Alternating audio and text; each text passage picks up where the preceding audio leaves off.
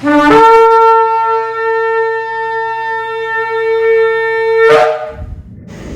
a todos. Esta es la congregación Beit Tefilá, ¿verdad? Desde acá, desde el sector Candelaria en Arecibo. Le damos toda honra al poderoso, porque un Shabbat más estamos aquí. Le damos saludos, ¿verdad?, a los que están allá a la distancia, a los que nos ven a través de este medio, y pidiendo siempre al poderoso de Israel, ¿verdad?, que sane, restaure, liberte, provee y ayude, ¿verdad?, a aquel que lo necesita, a aquel que nos está viendo a través de este canal. Bendito el que vive. Hoy tenemos una parashá interesante, la parashá Jucat, en la número 39. La parashá en el número 39, Jucat, y la encontramos, ¿verdad?, en números 19.1 al 22.1. Y su significado, ¿verdad?, de Jucat es decreto. Decreto, y además de que tiene, ¿verdad?, otro significado, pero el más acertado es este. Hacemos una introducción y hablamos, ¿verdad?, de lo que nos está hablando desde el capítulo 19 hasta el 22.1.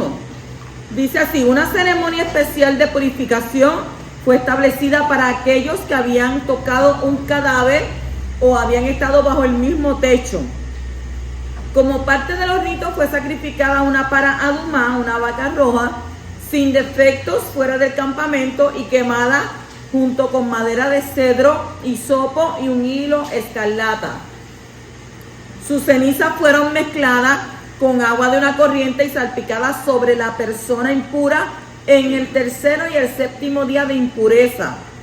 Al finalizar este último, después de haberse lavado las ropas y sumergido en un mikveh en Israel se utiliza, ¿verdad?, para que una persona se sumerja 7 veces, y al sumergirse 7 veces, pues se dice, ¿verdad?, que sale puro, sale limpio.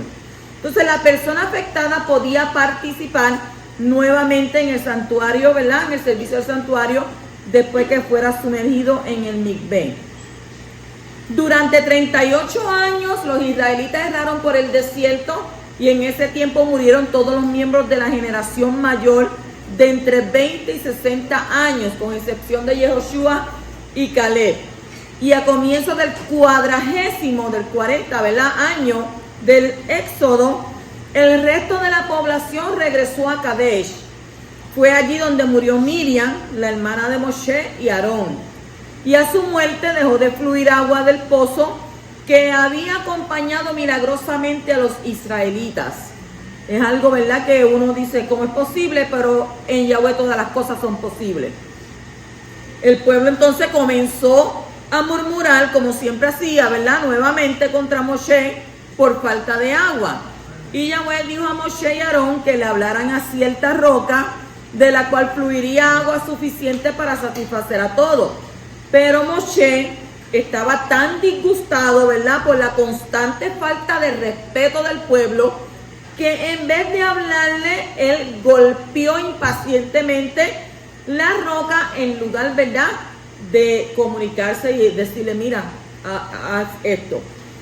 Por no haber cumplido las instrucciones de Yahweh y haberlo deshonrado delante del pueblo, no se le permitió a ninguno entrar en la tierra Kadosh. Allí fue donde Moshe y Aarón recibieron el decreto: ustedes no van a entrar, ustedes de lejos.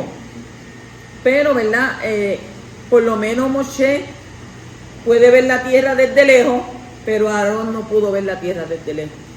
Entonces se instruyó entonces a la gente a fin de que se preparara para las etapas finales de su largo viaje. La única ruta disponible para ellos se extendía a través de la tierra de Edom, al sur del Mar Muerto. Moshe envió mensajeros al rey de Edom solicitando permiso para atravesar su territorio y ofreciendo pagar, ¿verdad?, por el agua para que el pueblo y el ganado pudieran beber. Pero el rey no solo se rehusó, sino que además les obstruyó el paso ubicando una fuerza armada. Y en consecuencia, ¿verdad?, los israelitas se vieron obligados a hacer un rodeo por el camino de las fronteras sureñas de Edom. Todos saben que Edom está relacionado, ¿verdad?, ¿con quién?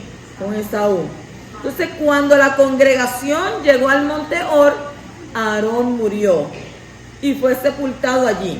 Moshe designó a su hijo Elazar como Cohen Gadol, y después de rechazar exitosamente, ¿verdad?, un ataque del rey canaanita de Arad, los fatigados israelitas se quejaron amargamente de la falta de agua y de alimento. Consiguientemente fueron castigados con una plaga causada por las mordeduras fatales de feroces serpientes. Cuando el pueblo admitió su error, Moshe ubicó una serpiente de bronce sobre una vara, y quien quiera que la mirara, ¿qué hacía? Era curado. La congregación, que había deambulado por el sur, el este y luego el norte, pasando por las tierras de Edom y Moab, se detuvo cuando llegó al río Arnón, la frontera entre Moab al sur y Emor al norte. Sihón, el rey de Emor, no quiso permitir que los israelitas pasaran por su tierra y lanzó su ejército contra ellos. Pero con la ayuda de Yahweh, la batalla terminó con la derrota total de los emoritas, volviendo hacia el norte a las fértiles tierras de Gilán y Bashán, y tomaron la posesión de su territorio, y la tierra al este del Jordán había sido conquistada, y los israelitas acamparon finalmente en la frontera de Moab frente a Jericó o Jericó. Mire todo lo que este pueblo, ¿verdad?, pasó. Pero ya están, ¿dónde? Ya están casi en la etapa final. Pero aún estando en la etapa final, como quieras, ellos siguen, ¿qué? Siguen murmurando, siguen quejándose, siguen hablando, siguen insatisfechos. Nada de lo que Abba hace para ellos les causa satisfacción. Y si no tienen satisfacción, por consiguiente continúan, ¿qué? Continúan hablando, continúan murmurando, hundiéndose más.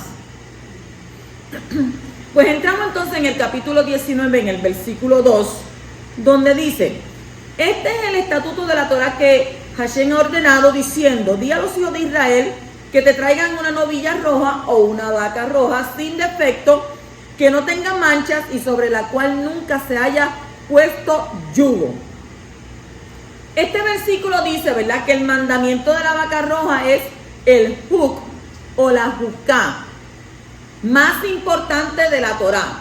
Un juk es un decreto, es una ley cuya razón no nos es revelada. ¿Por qué no nos es revelada? Porque es de Abba Kadosh, viene de Abba.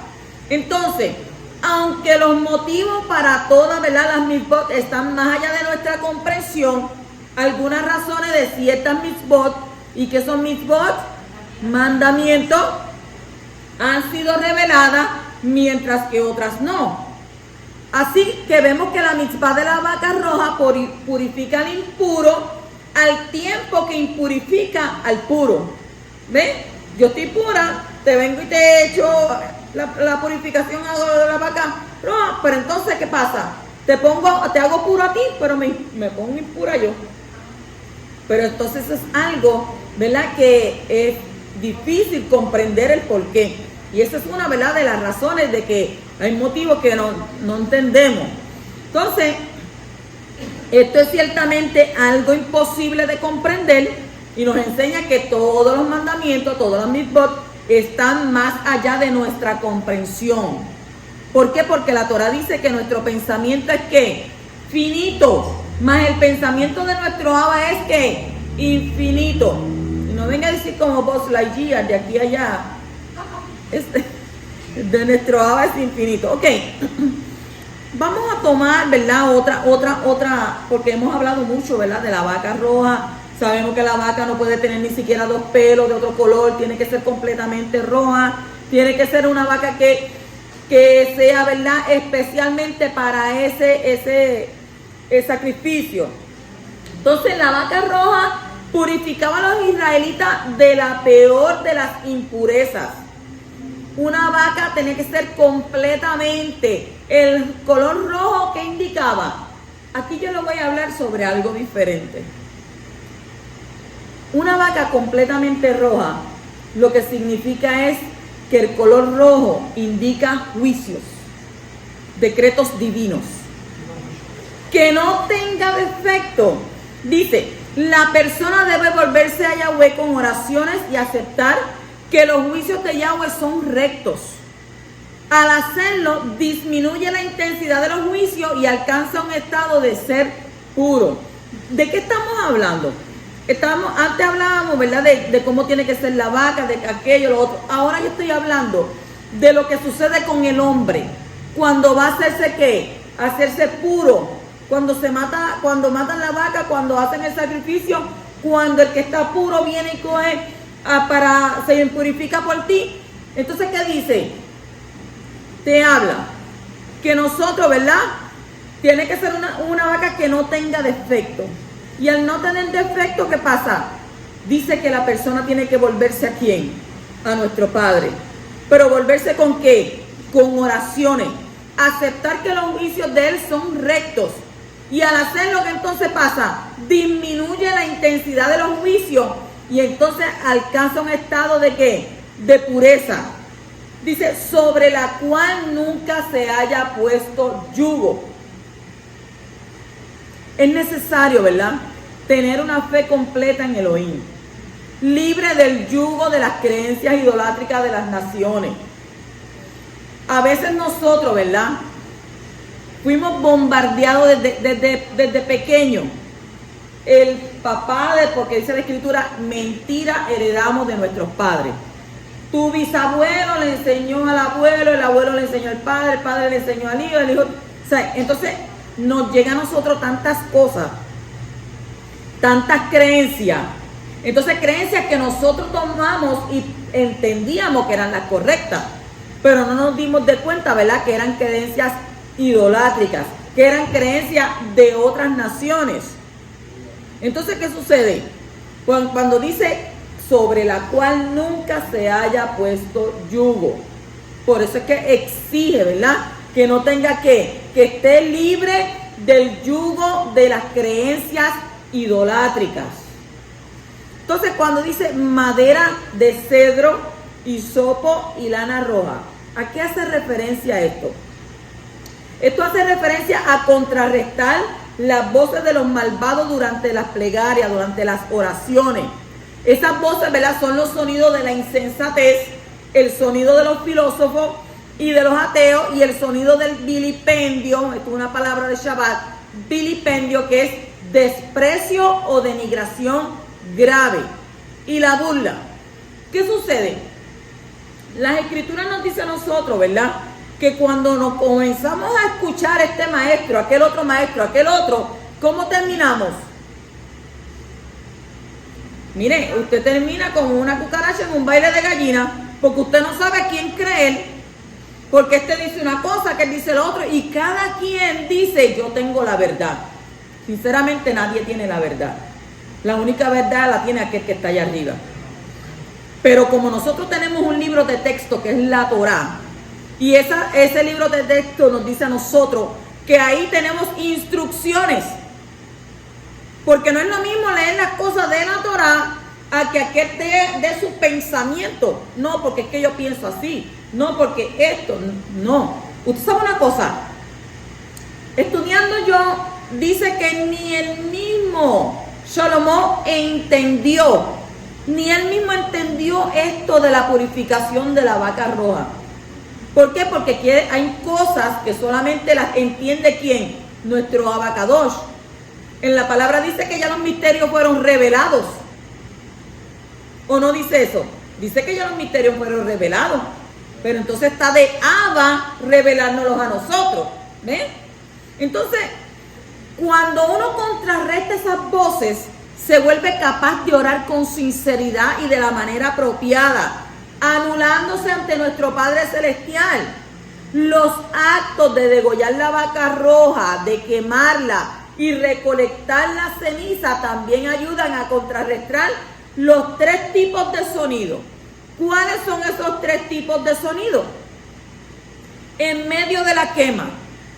Esto se refiere a anular los rasgos negativos, llevando a los malvados hacia el servicio, ¿verdad?, de Elohim, y uniendo nuestras plegarias con la de los sadiquín. ¿Quiénes son los sadiquín? Los justos. Aquel que se consagra, aquel que se separa, aquel que se aparta. ¿Se aparta de qué? De toda contaminación idolátrica, de que se aparta del mundo, de aquel que dice, yo quiero vivir para mi Padre Celestial. Pues mira, hacer de un cura, porque los curas son los que hacen negativo. Negativo. Cuando usted se separa para nuestro Abacadosh, Él le visita, Él le revela, Él está ahí con usted. No, pero es que yo no lo he visto, ¿no? Pues entonces la Escritura no nos puede mentir a nosotros, porque la Escritura dice que Él te toma de tu mano, camina contigo. Él lo hace, pero tú no lo ves. Por eso es que a veces nosotros podemos hacer las cosas y creemos que nos podemos esconder de la gente. Pero tú te puedes esconder de la gente, pero de Él no te puedes esconder, porque Él siempre está ahí a tu lado. Entonces, el Zohar hace notar que la vaca roja está asociada con el número 7. Por ejemplo, la Torah menciona en ese pasaje 7 inmersiones del cuerpo o de la vestimenta. Y el Cohen está mencionado, ¿verdad?, 7 veces.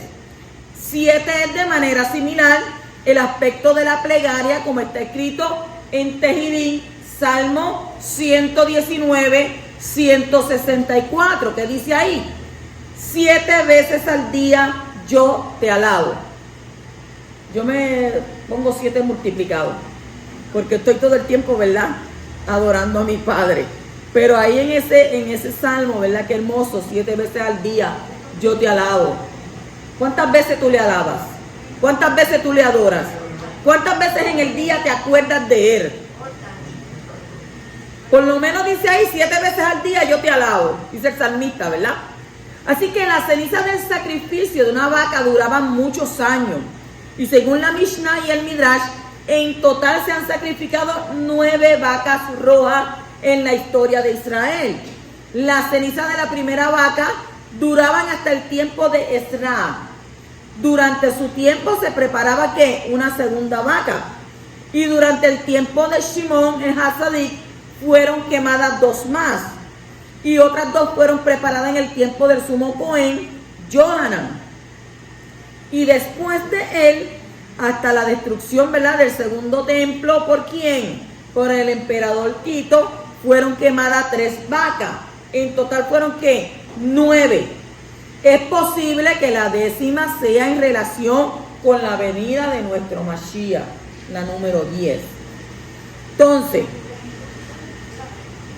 en el capítulo 19 y en el versículo 3 dice, y la daréis al Cohen, al sacerdote Elazar, y él la sacará fuera del campamento y será degollada en su presencia. Todas las devociones relacionadas con la vaca roja que purifica a la persona, incluso de las peores impurezas, se llevan a cabo fuera del santuario y más tarde fuera del templo, directamente enfrente de ¿qué? De la entrada del santuario. De aquí aprendemos que incluso si la persona se encuentra completamente fuera del campo de la santidad, aún puede retornar a Yahweh y alcanzar la pureza. Pues la vaca roja tomaba, ¿verdad?, su fuerza para purificar directamente del templo, pues todo era hecho frente a ¿qué? Frente a la entrada del Mishkan.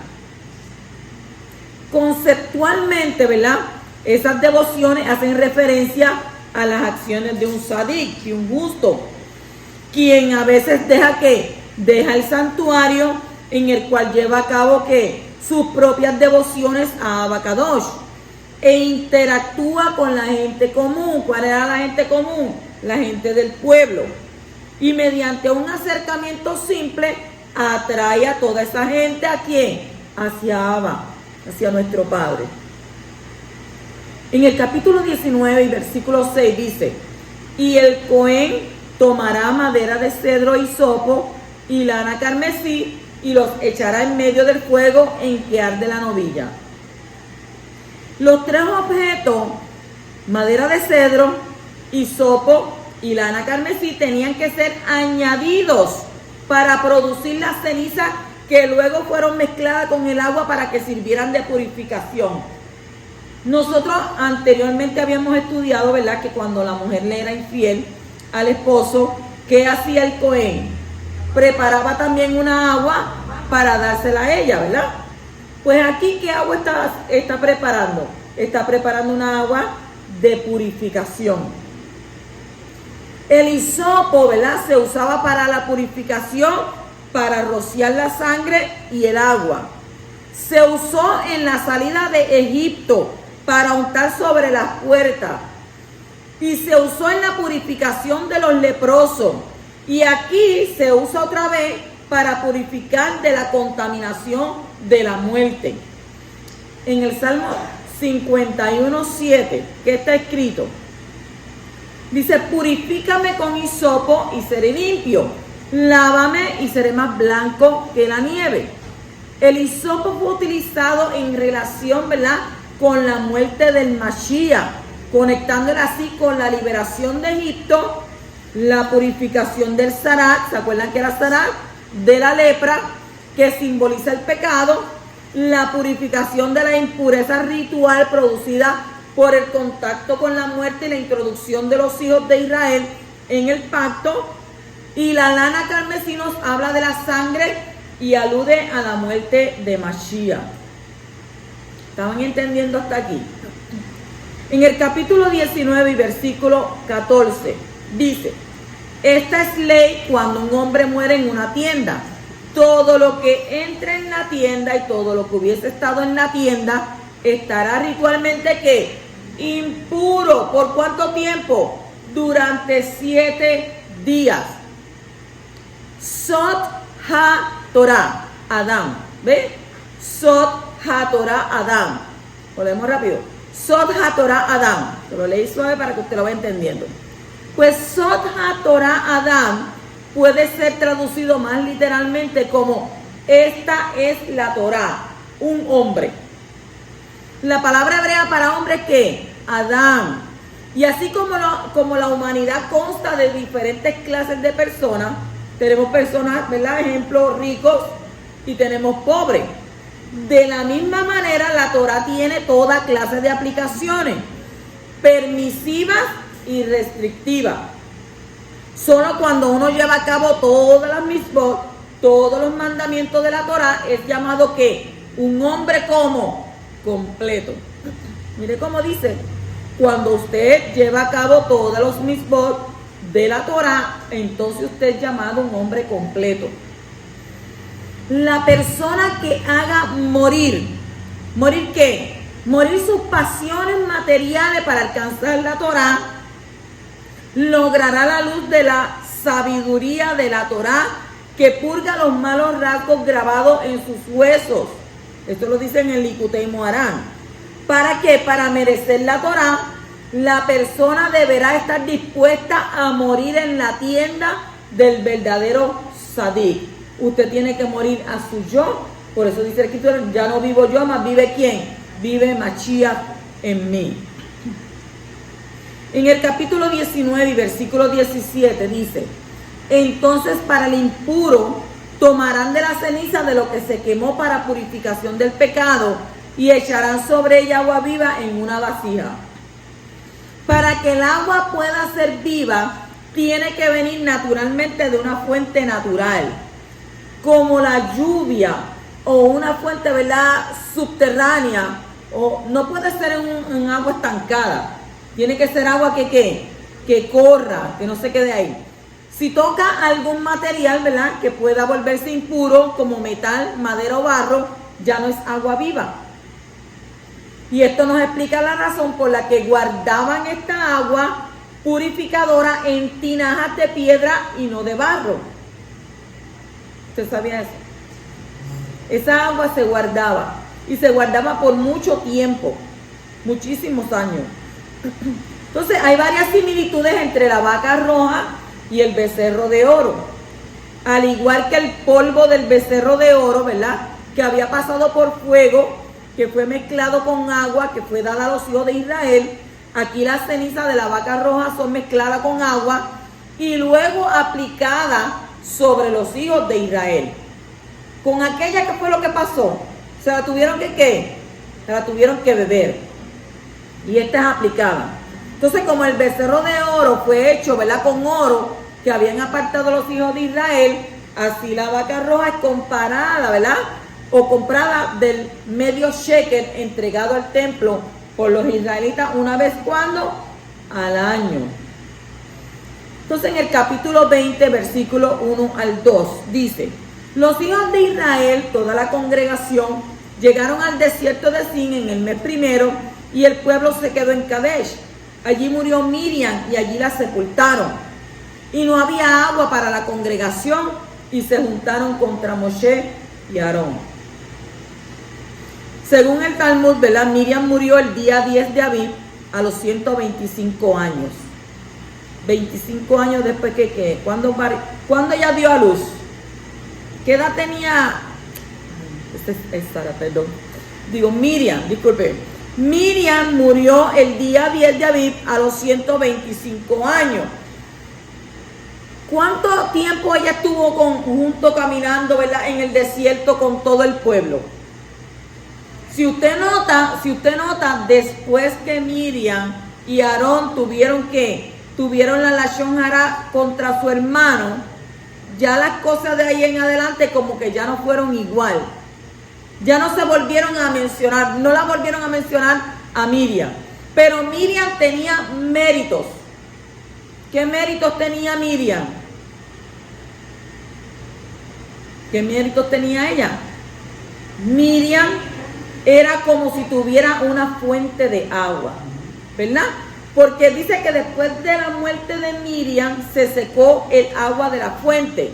Y según el Talmud y el Midrash, la fuente de agua que seguía a los hijos de Israel en el desierto fue dada por los méritos de ella. Cuando ahora ella se muere, se seca la fuente y el pueblo se quedó sin agua. ¿Cómo sucedía esto? Unos dicen que era una piedra que rodaba, otros dicen que cuando ellos llegaban estaba la piedra ahí y seguía dando agua, pero en realidad, ¿verdad?, no sabemos qué milagro el poderoso estaba haciendo, que ellos tenían, ¿verdad?, agua, que entendieron que cuando Miriam murió, ahí fue que cesó el agua. ¿Qué sucede? En 1 Corintios capítulo 10 versículo 4 está escrito: y todos bebieron la misma bebida espiritual,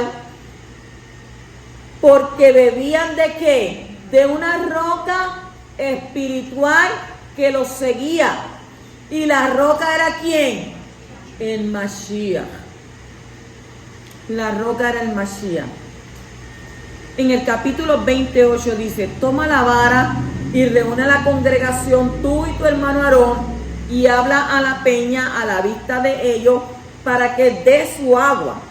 Así sacarás para ellos agua de la peña y beban la congregación y sus animales. Esta vez Moshe tenía que hablar a la peña, ¿verdad? Y él no podía golpearla como lo había hecho, ¿verdad?, como él lo hizo. ¿Qué sucedió aquí? ¿Qué fue lo que pasó? Yo creo que ya los ánimos, mire que la Torah dice que Moshe era el hombre más manso que había sobre la tierra. Pero yo creo que todo tiene su límite, ¿verdad? Todo tiene un límite. Y hasta ahí Moshe, en vez de hablar, tomó una acción que no tenía que tomar. O sea, él no siguió instrucciones. Y cuando tú no sigues instrucciones, te metes en problemas. Miren lo que él hizo. Vamos a leer el próximo verso. En el capítulo 20, versículo 10 al 11 dice: y Moshe y Aarón reunieron al pueblo ante la peña, y él les dijo: oíd ahora, rebeldes, ¿sacaremos agua de esta peña para vosotros? Entonces Moshe levantó su mano y golpeó la peña 2 veces con su vara, y brotó agua en abundancia, y bebió el pueblo y sus animales. En este lugar de endurecimiento, Moshe cometió un error muy importante que consistía en varias cosas. Número 1, él actuó con ira. Número 2, habló palabras fuertes contra los hijos de Israel. ¿Qué le dijo? Rebeldes. Número 3, dudó de Abba. Porque Yahweh le dijo, háblale. No le dijo, pégale. Número 4, desobedeció la orden de hablar a la peña. Y número 5, no le dio esplendor, o otros dirían, no santificó a Yahweh con su proceder. Miren, todo tiene un límite. Ya este hombre, el ver la falta de respeto del pueblo, ya el que dijo, esta gente son unas personas que por todo se quejan, son unas personas que verdaderamente no respetan a nuestro Padre Celestial, porque ellos están viendo los milagros desde que salieron de Misrayim, todas las plagas, todo lo que pasó para sacarlo, y con todo y eso comienza y murmuran y murmuran y murmuran. Pues entonces, hasta en ese momento, ¿qué pasó? Llegó a él, a Moshe, llegó a un nivel que ya no toleró más, ya no aguantó más. Entonces, esto es como cuando te ponen mucho trabajo constantemente encima y tú haciendo las cosas bien y haciendo las cosas bien y entonces señalándote, hundiéndote, murmurando de ti, hablando de ti, que llega un límite donde tú tienes que explotar. Donde tú tienes que, ¿qué? Pero decir, mira, pero basta ya es suficiente. Entonces, toda la abundancia nos llega a través de los canales de la Torá. Esta abundancia se revela de diferentes maneras dependiendo de la forma en cómo se estudie la Torá. Y podemos estudiar la número 1. Lishma, L-I-S-H-M-A. Lishma. Lishma quiere decir por sí misma.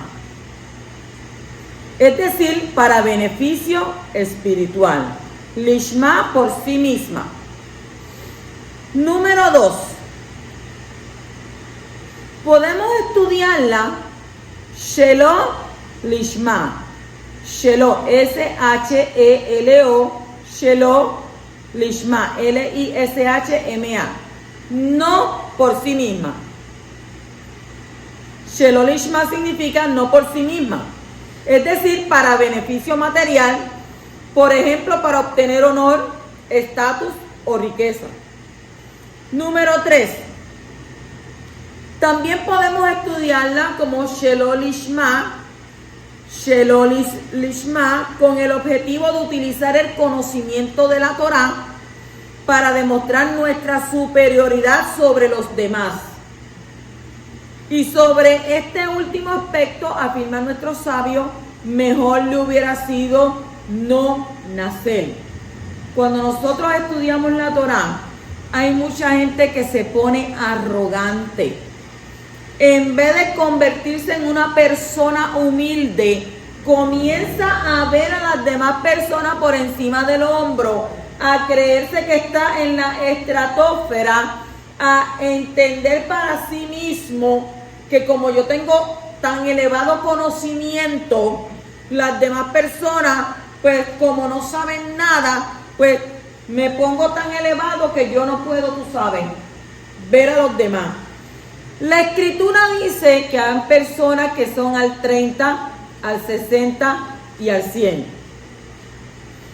Yo te puedo decir una cosa y una persona la puede entender inmediatamente por su IQ y otra la puede coger un poquito más suave y la otra dice, repítemelo de nuevo. ¿Por qué? Porque no lo entendió de una. Entonces quiere decir que hay varios niveles, como dice la Torá, al 30, al 60 y al 100. Cuando nosotros estudiamos la Torá, nosotros tenemos que hacernos más humildes cada día. Porque dice la Escritura que al humilde el poderoso lo mira de cerca, pero el que es altivo lo mira de lejos. Yo puedo enseñar muchísimas cosas elevadas, puedo decir yo sé esto, yo sé aquello, yo sé lo otro, pero se supone que usted, mientras más sabe, más humilde debe ser. Entonces guiar a la gente de manera que ellos puedan entender lo que tú le estás hablando. Porque la misma Torah habla, ¿verdad? Muchos dicen, tú no puedes, si tú tienes un bebé y tú le estás dándole leche, tú no le puedes meter un majado a un bebé de 2 meses, a un bebé de 3 meses. Tú tienes que poco a poco ir dándole el pecho, ¿verdad? Porque es pro leche de madre. Luego comenzar con comida colada. O sea, tú no puedes ir donde un hermano y venir y decirle, mira, esto es lo que hay. ¿Qué va a hacer el hermano? Estoy confundido. Estoy confundido, como muchas personas se han acercado a mí. Estoy confundido. Aquel me dijo esto, aquel dijo lo otro, aquel habló de esto. No podemos tener muchos maestros. Y la misma Torah lo establece. Si tú tienes 2 maestros, vas a amar a uno y vas a odiar al otro. ¿Por qué? Porque, no, este me enseña mejor y aquel otro me enseña de otra manera. Entonces quiere decir que tú tienes que tener un solo maestro. Entonces, se supone que nuestro libro de texto sea la Torah. Si tú no sabes Torah, no entiendes lo que dice la Torah, porque entonces tienes que irte a otra fuente para creerte más arriba de allá, elevado, para pisotear a los demás. Por eso dice la Escritura, ¿verdad?, que nosotros tenemos que ser humildes. Pero afirman nuestros sabios que dice, mejor le hubiera sido no nacer. Shelo lishma, ¿verdad?, con el objetivo de utilizar el conocimiento de la Torah para demostrar nuestra superioridad sobre los demás. Eso no lo podemos hacer. Entonces, por esto Moshe no entró en la tierra que había anhelado durante tantos años. Un líder está en la mira del pueblo. Por eso su error es mucho más importante que los errores de los que no son líderes, porque arrastran a todo un pueblo. El poder del ejemplo es muy fuerte. Moshe no cometió un pecado aparentemente grave, pero en los ojos de nuestro Abacadosh, en los ojos del Eterno, su desobediencia, su arrebato de ira con palabras hirientes fueron suficientemente graves como para prohibirle la entrada en la herencia. Cuídate tú, ¿verdad?, de que no digas palabras hirientes, porque entonces sí que no vas a entrar ¿a dónde? Al reino de los Shamayim. Entonces aprendamos la lección para ser cuidadosos nosotros como líderes en el cumplimiento de los mandamientos, para que no perdamos nuestra herencia. Estar en una posición de líder no es fácil, porque cuando usted está en una posición de líder, todos los ojos están directos hacia usted. Y a veces la gente piensa, ¿verdad?, que somos o son superhombres o son supermujeres. Y no es así. Somos un ser humano igual que usted y, ¿verdad?, igual que todos. Lo que sucede es que una persona que se convierte en líder es que apartada. Una persona, ¿verdad?, es separada. Una persona que quiere ser líder de un pueblo tiene que entender que el pueblo va a estar con los ojos puestos ahí para ver lo más mínimo que tú hagas, lo más mínimo que tú digas, para cuestionártelo. No, pero si las cosas son así, ¿por qué tú las haces así? No, pero si tú dijiste esto, ¿por qué hiciste aquello? Entonces constantemente el líder tiene que cuidarse. ¿Cuidar qué? Su edut. Edut es ¿qué? Testimonio. Porque ¿qué dice la Torah? Porque hay una grande nube de testigos alrededor. Por eso usted ve que cuando está la gente allá afuera y saben que usted pertenece a una congregación y lo ven haciendo algo que no debería de hacer, ¿qué es lo primero que le dicen? Y eso, porque mire que esa es la palabra, y eso que es un creyente, mira lo que está haciendo. ¿Y quién será el pastor o el roé de esa persona? Si yo lo viera, se lo digo. Y a veces me dicen las cosas a mí y yo digo, no debéis fijar. ¿Por qué? Porque un líder, ¿verdad? Si uno enseña la palabra, uno enseña la Torá como está escrita, y usted allá, ¿verdad? Como talmid, se supone que usted la viva, que usted la practique, que a donde quiera que usted vaya, la gente diga, eso es un verdadero talmid, eso es un verdadero creyente, da ejemplo. A ese sí yo lo puedo escuchar, pero usted sabe lo que es que usted escuche que digan, muchacho, y tú no conocías a esa persona, pero si tú no sabes ni lo que hay ahí, si esos muchachos es esto, es aquello, es lo otro, y yo, ay, poderoso de Israel,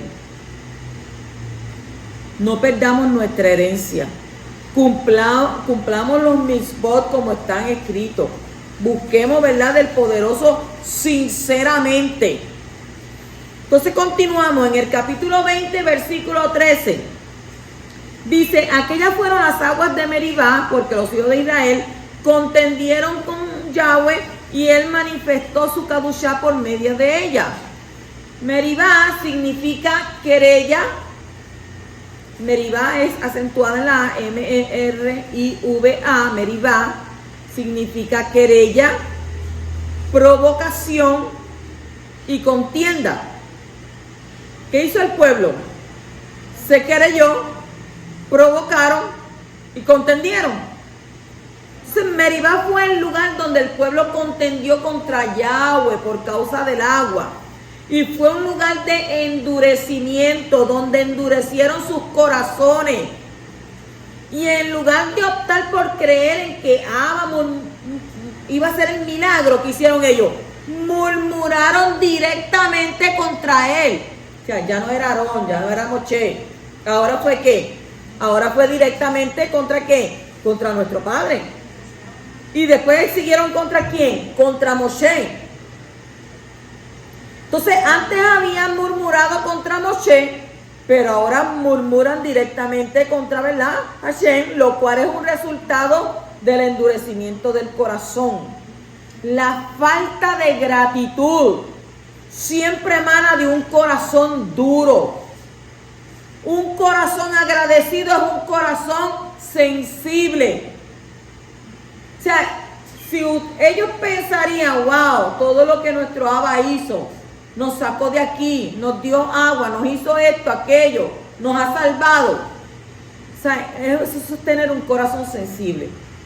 Pero solamente, no satisface lo que yo quiero, no me da esto, no me da aquello, no me da lo otro. Yo hice una oración, yo hice un ayuno para que me ayudara a conseguir un carro y no he hecho nada.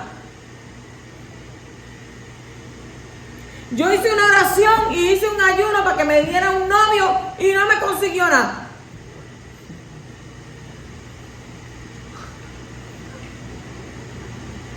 He estado orando por 5 años a ver si me consigue una novia y no me la consigue. Hello. Ni te imaginas. Llevo, mira, un mes ayunando. Llevo ayunos intermitentes. Y de vez en cuando me acuerdo y pego a orar para que él me consiga un buen carro último modelo. Y el vecino mío tiene el carro mejor que el mío y yo no lo consigo. ¿Por qué? La Torah dice, ¿verdad?, que dice, ustedes piden y piden mal. Porque no podemos pedir ¿para qué? Para engrandecernos a nosotros. No podemos pedir, ¿verdad?, para estar nosotros, me voy a montar el carro, pero no voy a llegar a la congregación porque no quiero que nadie se recueste de él. Eso es un corazón ¿qué? Un corazón duro, pero un corazón agradecido de Abba Kadosh. Le da, desde que se levanta, le da toda rabá a él. Gracias, Padre, porque desperté. Gracias, Padre, porque puedo lavarme la boca. Gracias, Padre, porque puedo desayunar. Gracias, Padre, porque mira este poquito de comida que tengo, pero me la puedo comer en paz. Porque la Escritura dice que no, ¿cómo uno puede comer en una casa donde hay tanto algarabía, donde no hay paz? Y cuando tú te puedes sentar a la mesa tranquilamente y comerte tu plato de comida, mire, eso equivale a millón. Comerte un bocado de comida en paz. Entonces, la santidad de Abba fue manifestada en Moshe y Aarón por la sentencia, ¿verdad?, que recibieron por causa de no haberle obedecido junto a la peña. Las aguas fueron la causa por la que Yahweh manifestó su santidad en Moshe y Aarón. En el Salmo 95, 7 al 11, está escrito: si oís hoy su voz, no endurezcáis vuestro corazón. ¿Cómo en dónde? Como en Meribá, como en el día de Masá, en el desierto, cuando vuestros padres me tentaron, me probaron, aunque habían visto mi obra. ¿Ve cómo dice? Por 40 años me repugnó aquella generación y dije: es un pueblo que se desvía en su corazón y no conocen mis caminos. Por tanto juré en mi ira, ciertamente no entrarán en mi reposo. Que no te encuentres tú mismo también así, estando 5, 10, 15 años sentado en una congregación, pero tu corazón ¿cómo está? Como en Meribá. Entonces en el Salmo 106, 32 al 33 está escrito: también le hicieron enojarse en las aguas de Meribá y le fue mal a Moshe por culpa de ellos, puesto que fueron rebeldes contra su ruach, su espíritu, y él habló precipitadamente con sus labios. ¿Quién pagó la culpa? Moshe. Aunque ellos estaban murmurando, aunque ellos estaban hablando, diciendo tú cuántas cosas había, él fue el que perdió y perdió la entrada. Usted sabe lo que es sacar un pueblo de Misrayim y ir directamente a esa tierra que él quería ir, que fluía leche y miel, y entonces por cuenta de que en un momento dado se enojó, perdió la entrada. Usted sabe una cosa, las cárceles están llenas de personas que fueron inocentes y por un coraje en el momento menos indicado explotaron y ahí cometieron el error. Muchas personas. Por eso uno tiene que revestirse, pensar y analizar antes de tomar una acción. Porque cuando tomamos acciones bajo coraje, bajo ira, a lo último usted aquí viene terminando diciendo: eso no era lo que yo quería decir, eso no era lo que yo quería hacer. Pero como lo dijiste bajo coraje y no eran las palabras que deberían o debían y no querías decir, las dijiste. Por eso dice que a veces cuando te dicen una palabra a ti, es como si fuera un latigazo en el corazón. Te pueden dar una cachetada y al rato la olvidas. No me diste una bofetada, no, pues perdóname, discúlpame, fue bajo coraje. Pero cuando dices una palabra, ¿qué sucede? ¿La gente la olvida? No la olvidan tan fácil. Y puede pasar 2 años, 3 años. Yo me acuerdo, el famoso acuerdo, yo me acuerdo el día que tú estabas enojado y me dijiste que yo estaba gorda. Que tuve que irme a hacer ejercicio, a correr, a caminar, y ahora que estoy flaca, ahora vienes a decir que no, que me querías como estaba gorda. Para que se ríe. Pero sucede así. Sucede así. En el capítulo 20 y versículo 24 dice: Aarón será reunido a su pueblo, pues no entrará a la tierra que yo he dado a los hijos de Israel, porque vosotros os rebelasteis contra mí, contra mi orden en las aguas de Meribá. Aquí está escrito, ¿verdad?, que Aarón tiene que morir por causa de su rebeldía en Meribá. No fue solo Moshe que había sido desobediente allí. ¿Quién fue el que habló? Moshe. ¿Por qué Aarón tiene que morir por causa de algo que Moshe hizo? Aarón era un hombre pacífico.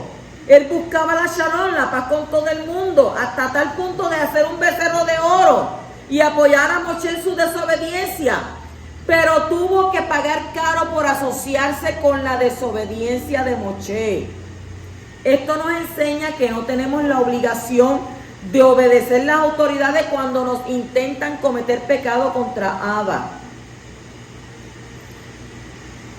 Usted sabe que después de ahí, de esa desobediencia, ¿verdad? De Moshe y de Aarón, a que Aarón murió, no fue nada. En el capítulo 20, versículo 29 dice: cuando toda la congregación vio que Aarón había muerto, toda la casa de Israel lloró a Aarón por 30 días. Miren, estudiando yo, dice que Aarón, el mismo Abba le mandó a decir: te vas a morir hoy.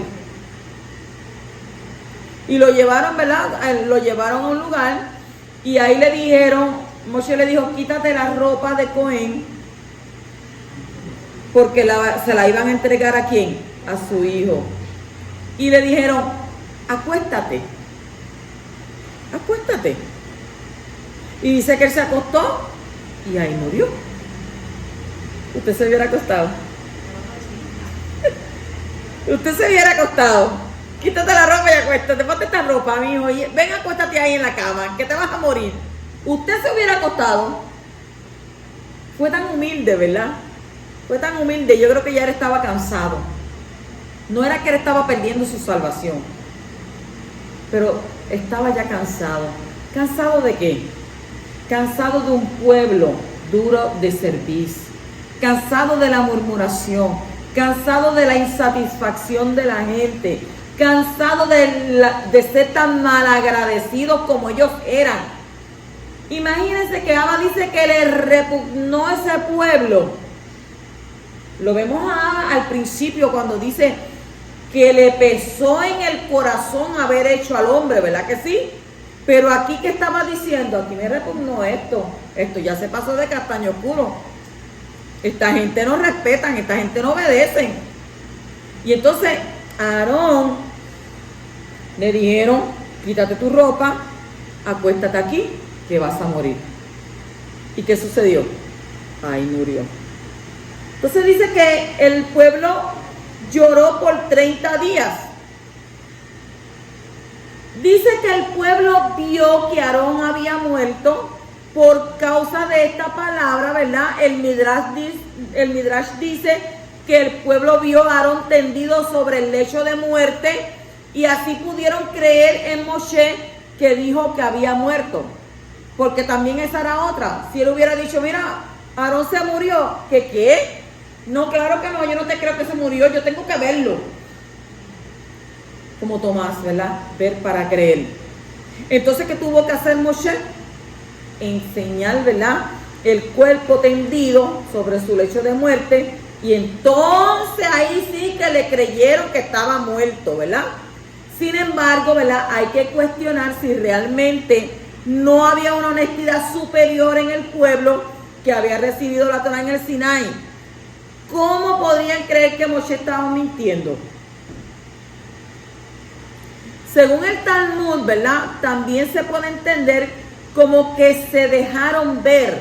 Usted ha escuchado mucho eso por ahí. Te dejaste ver. ¿Qué quiere decir esto? Lo dicen en el sentido de que quedaron descubiertos. Cuando dice te dejaste ver, te dejaste descubrir, te descubrieron. Por lo tanto, ¿verdad?, se saca la conclusión de que la nube de esplendor se alejó de los hijos de Israel con la muerte de Aarón. Venga acá. Miriam era la que llevaba ¿qué? El mérito con el ¿qué? Por el agua. Y Aarón, entonces, la nube de esplendor. Ya se estaban quedando sin ¿qué? Sin los beneficios. Entonces, por los méritos de este hombre estaban esas nubes de protección acompañando a los hijos de Israel durante todo su viaje por el desierto. Pero ahora se quedaron ¿cómo? Al descubierto. Porque ahora Aarón, ¿verdad?, murió. En el capítulo 21:1 dice: cuando el cananeo rey de Arad, que habitaba en el Negev, oyó que Israel subía por el camino de Atarim, peleó contra Israel y le tomó un cautivo. Según Rashi, el rey de Arad era amalequita, que hablaba con la lengua de Canaán. Y para despistar a los hijos de Israel, para que oraran contra el pueblo equivocado, y por eso es llamado, ¿verdad?, Canaanita. pero ellos oraron solo contra el pueblo que los atacaba, según el versículo 2. Según Números 13:29 dice, los amalequitas vivían en el sur y los cananitas, los cananeos, eran descendientes de Ham, de Cam, y los amalequitas eran descendientes ¿de quién? De Esab. El pueblo atacante tomó una mujer sierva como cautiva. El texto hebreo no habla de varios cautivos, sino que de una sola persona, que según Éxodo capítulo 12, versículo 29, no se refiere a un hombre, sino a una mujer. Y según Gur Arie, era una esclava que los hijos de Israel habían capturado previamente. En el capítulo 21, versículo 5 dice, y el pueblo habló contra Yahweh y Moshe, ¿por qué nos habéis sacado de Egipto para morir en el desierto? Otra vez, pues no hay comida ni agua y detestamos este alimento tan miserable.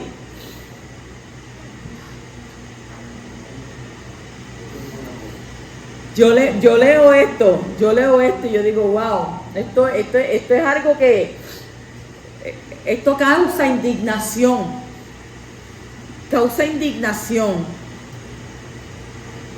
Se impacientó el ánimo del pueblo y hablaron contra Yahweh y contra Moshe. Ya no se quejaron solamente por causa del camino, sino que empezaron a criticar la comida que el Creador les estaba dando todos los días por 40 años. Uno puede ver, ¿verdad?, lo que deseen su alimento. Los malvados desdeñaron el maná, llamándolo Lehen Hakelokel. Lehen Hakelokel. Lehen Hakelokel significa pan insustancial. Hakelokel. H-A, de kilómetro, E-L-O, de kilómetro, E-L. Hakelokel. Lehen Hakelokel. Pan insustancial. Y estaban como quejándose de ello. Pero los rectos honraron el maná y así fueron capaces de saborear todas las cosas buenas que se podían buscar en él. Para ellos era pan de los shamayim, era pan del cielo, según el Likutei Halajot 2. En el capítulo 21:6 dice, y Yahweh envió serpientes abrasadoras entre el pueblo y mordieron al pueblo y mucha gente de Israel murió. Oiga, que mucho se tardó. El resultado de la queja, ¿verdad?, contra la comida fue mortal. La protección que antes tenían con la presencia de la nube ya no estaba. Y las serpientes pudieron entrar en el campamento por mandato de Abba y muchos murieron por causa de ellas. A la verdad que este pueblo era tremendo. Yo no sé cómo este hombre pudo liderar, ¿verdad? Porque ni siquiera Abba no tuvo que, dijo, mira, no, yo creo que la paciencia se le agotó ahí, ¿verdad? Al principio cuando le dijo, mira, yo los cojo, los mato a todos. Yo los mato a todos, Moshe, y te levanto un pueblo nuevo. Todo esto es irreverente. Pero en el capítulo 21:7 dice, entonces el pueblo vino a Moshe y dijo, hemos pecado porque hemos hablado contra Yahweh y contra ti. Intercede con él para que quite la serpiente de entre nosotros. Y dice que Moshe intercedió por el pueblo. Una vez más intercede. Dice, otra vez Moshe obró como un intermediario entre el pueblo y Yahweh. El pueblo no oró al Eterno, sino que pidieron que Moshe orara por ellos. ¿Usted cree que Abba los iba a escuchar a ellos? Entonces esto nos muestra que el pueblo judío, el pueblo yahudí, necesita un intermediario entre ellos y Abba. Moshe es una figura de Yeshua HaMashiach, que constituye el único camino, ¿verdad?, al Padre para Yahudí y no Yahudí. Nadie viene al Padre si no es ¿a qué? A través de mí. Yo no puedo entender, ¿verdad?, cómo mucha gente comienza a estudiar y a ver este video y ver aquel otro video y ver aquel otro hombre y a escuchar lo que aquel dice, escuchar lo otro y al final termina diciendo, no, yo no creo en el Mashiach. No creo en el Mashiach. Entonces, si no crees en el Mashiach y lo niegas aquí en la tierra, le dice la Escritura que Él te negará delante del Padre y de sus ángeles. Porque cuando tú estás en vida, cuando tú estás aquí, puedes respirar y tienes salud, tú puedes decir lo que tú entiendas y creas. Pero una vez que sabes que estás cerca de las puertas de la muerte, entonces ahí es que, ay, me arrepiento de aquello que dije, que esto, que lo otro. Porque la gente es así, ¿verdad? La gente hace todas las cosas que no deben de hacer y después a lo último viene, oh.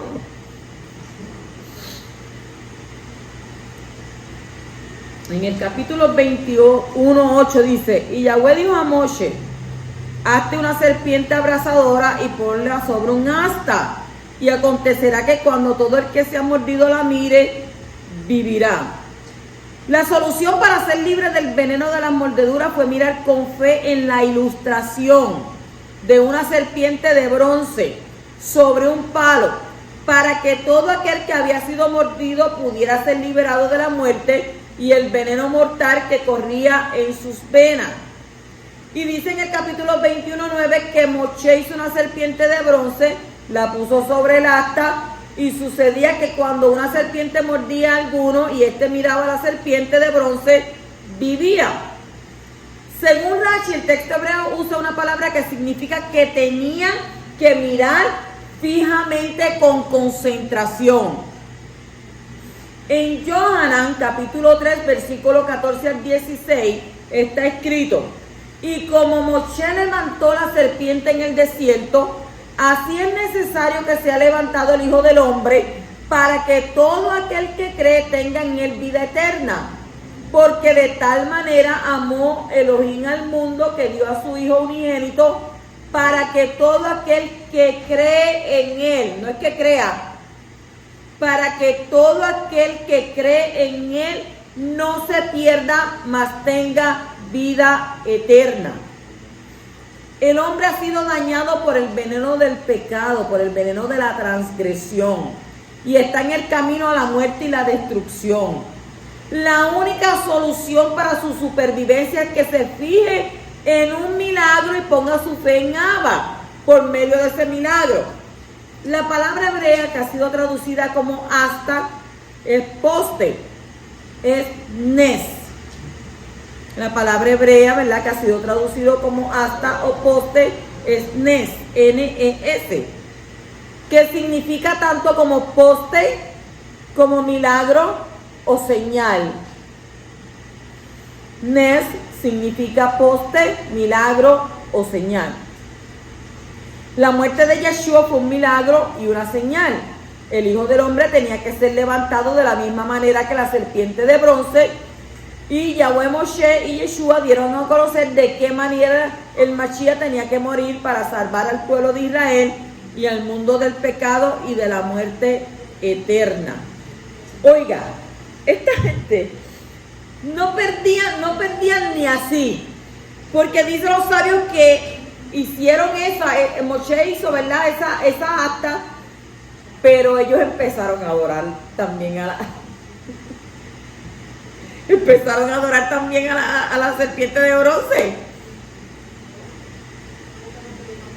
Qué pueblo, ¿verdad? Qué pueblo tan difícil, porque eso solamente se hizo ¿para qué? Oiga, y todavía hoy en día en la medicina se usa eso. Cuando yo me gradué de enfermería, el símbolo es una asta con una serpiente de bronce, como que cura, y eso se está utilizándose, ¿verdad?, en la medicina. Tiene esa serpiente. En el capítulo 21 y versículo 14, acerca de esto será dicho, ¿verdad? Todos hemos escuchado hablar sobre el libro de las guerras de Yahweh, o las guerras de Hashem, lo que él otorgó en el mar de Suf y las cañadas de Arnón. Aquí se habla, ¿verdad?, del libro de la guerra de Abba. Según Rashi, se refiere a que los hijos de Israel en el futuro usarán este cántico en su relato de lo que pasó en aquel momento histórico. El libro de las batallas del Creador era sin duda una colección de cantos guerreros. ¿Cuántos han hecho esa pregunta, verdad? Porque dice el libro de las batallas de Yahweh. Entonces, ese libro no se ha conservado hasta el presente. En Josué 10:13, segunda de Samuel 1:18, la referencia al libro del justo. Las batallas del Creador son los combates llevados a cabo por Israel bajo la conducción del Creador, su Elohim.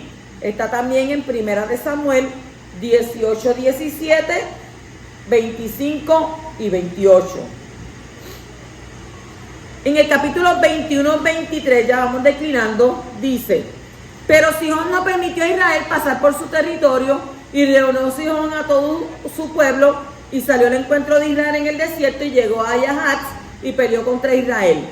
Según Rashi, Sihón recibía tributo de todos los reyes de Canaán para guardar su frontera. Así que cuando los hijos de Israel querían entrar a la tierra de Canaán, pasando por su territorio, no les dio permiso para así cumplir su compromiso de guardián, porque él estaba ¿qué?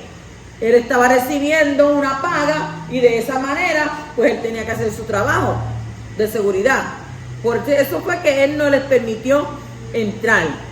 En el capítulo 21-33 dice: después se volvieron y subieron por el camino de Bashán y Og, rey de Bashán, y salió con todo su pueblo para presentarle batalla en Edrei. Según el Midrash, el rey de Bashán, Og, era hermano de Sihón, de la raza de los gigantes. Bashán era un lugar que tenía una fortaleza espiritual maligna y potente. ¿Cuántos han leído el libro de Enoch? El libro de Enoch cuenta que a ese lugar bajaron algunos malak, ángeles del cielo, para pervertirse con los hombres. En el Salmo 22 habla de los toros de Bashán, en relación con la muerte de Mashiach, aludiendo a los malos espíritus que estaban atacando a Yahshua en el momento de su muerte. En el Salmo 22, 12. Parece que Bashán era un lugar donde los demonios tenían una gran influencia. Hoy en día ese territorio se llama Golán. Y es un lugar estratégico militar, porque desde esas alturas es posible ver y controlar toda la tierra de Israel. Mire qué lugar tan fuerte. La fortaleza militar y espiritual del área de Bashán causó la necesidad de una palabra de aliento y de ánimo para Moshe a la hora de enfrentar a ese rey gigante. Por eso Yahweh le dijo a Moshe: no le tengas miedo, porque lo he entregado en tu mano. Qué bonito, ¿verdad? Cuando dice Abba, estar tranquilo, estar quieto, reconocer quién yo soy, porque a tus enemigos los pondré por estrado de tus pies. Qué promesa tan grande. En el capítulo 21 y versículo 34 dice: pero Yahweh dijo a Moshe: no le tengas miedo, porque lo he entregado en tu mano y a todo su pueblo y a su tierra, y harás con él como hiciste con Sihón, rey de los amorreos, el que habitaba en Heshbón. Según el Midrash, el gigante Og era el que se había escapado de la guerra de Kedorlaomer. ¿Ustedes supieron sobre esta guerra? Kedorlaomer, en el tiempo de Abraham, para darle un informe al patriarca. Eso está en Bereshit capítulo 14, versículo 5 y el versículo 13, y en Devarim capítulo 3 y versículo 11. Y por ese mérito podría haber tenido una posibilidad de resistir a los hijos de Israel. Y esa, ¿verdad?, sería la razón por la cual el poderoso le dijo a Moshe que no tuviera miedo de él. Sin embargo, es muy poco probable que haya vivido tanto tiempo, más de 500 años. Cuando dice lo he entregado, la fe habla de las cosas que no son como si fuesen. Lo dice en Romanos capítulo 4 y versículo 17. Para Yahweh ya era un hecho la derrota de Og, porque él se relaciona con él en el pasado, en el presente y el futuro al mismo tiempo.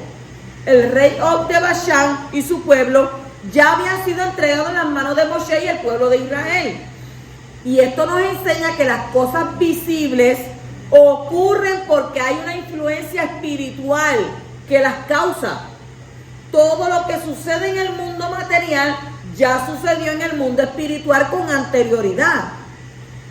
Así que para cambiar las cosas y los acontecimientos en el mundo material, hay que cambiarlas primero en el mundo espiritual. Si tú tienes fe y tú confiesas esa fe, lo que tú confesares será hecho. ¿Por qué? Porque ya en el mundo espiritual fue hecho. Pero si tú vienes y dices que no va a suceder, no sucede. Pero si dices, sucedió, doy gracias porque ya pasó. Si nosotros decimos cosas que son negativas a nuestra vida, eso es lo que tú vas a recibir, negatividad. Pero cuando tú comienzas a confesar y a dar gracias, aunque tú no lo veas con tus ojos físicos, gracias Padre porque ya tú lo hiciste. Gracias Padre porque estoy agradecido de que ya tú el milagro lo realizaste.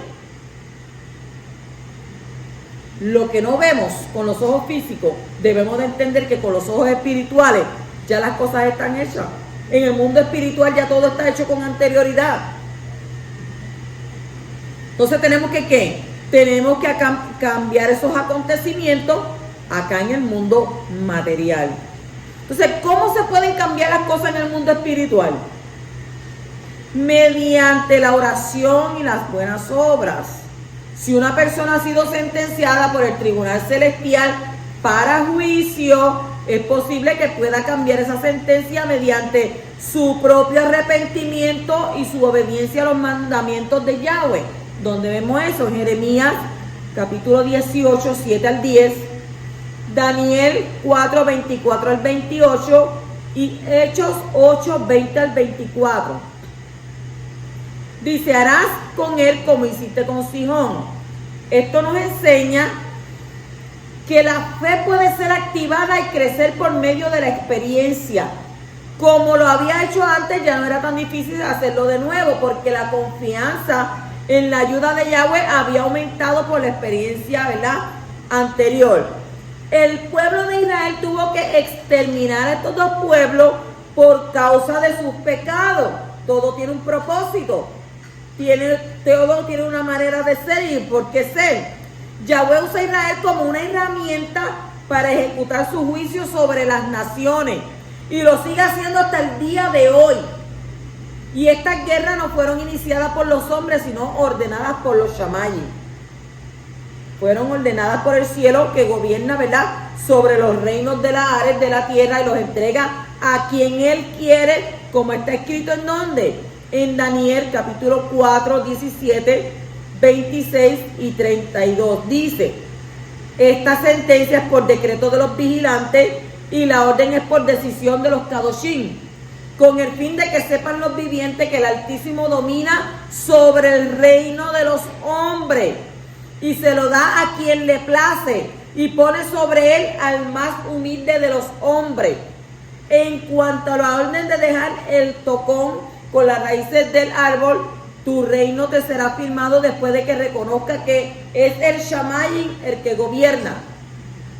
Y serás echado de entre los hombres y tu morada estará con las bestias del campo.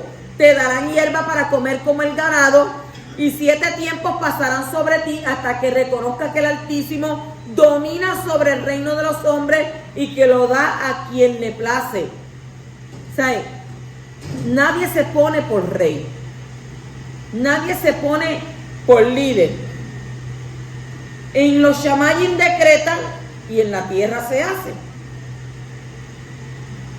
Porque allá arriba se oye lo que aquí se hace.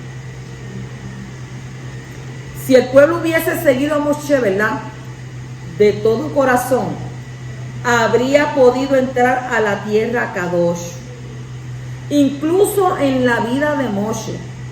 Pero dado que los israelitas se rebelaron contra él, tuvieron que enfrentar muchos obstáculos para poder obtener la posesión de la tierra. La oposición al Sadik, al justo, también hizo, ¿verdad?, que ambos, Moshe y Aarón, falleciesen justo en la frontera de la tierra Kadosh. Por lo menos Moshe lo vio de lejos, Aarón no la pudo ver. Aún así, ¿verdad?, los israelitas merecieron entrar a la tierra y finalmente ganar sus batallas. A pesar de todos los obstáculos, ¿verdad?, y a pesar de todo lo que ellos hicieron, Abba tuvo compasión. Tuvo compasión de los hijos. Tuvo compasión de Caleb y de Josué, que fueron los que llevaron las buenas noticias. Por tanto, nuestro Abba Kadosh es misericordioso. Y por lo menos, Moshe antes de expirar, Moshe antes de morir, vio la tierra a lo lejos. Y se dio de cuenta que lo que Abba había dicho, que era una tierra que fluía leche y miel, estaba en lo correcto. Porque nuestro Padre no se equivoca. Nuestro Padre no miente. La Escritura dice que Él no es hijo de hombre para que mienta, ni hijo de hombre para que se arrepienta. Que en Él no hay sombra de variación. Que lo que en Él es sí, y lo que es no. Por tanto, el poderoso, ¿verdad?, le dejó ver a él, a Moshe, esto era lo que yo tenía prometido. No había que hacer nada, solamente obedecer. Así que lo que Abba tiene prometido para ti, y para ti, Él lo va a hacer. No lo cuestiones, no le preguntes cómo lo va a hacer, cuándo lo va a hacer y en dónde lo va a hacer. Simplemente dale toda rabá, dale gracias a Él. Muchas gracias a ti, Abba, porque sé que ya tú lo hiciste. Gracias a ti, poderoso. Shabbat Shalom.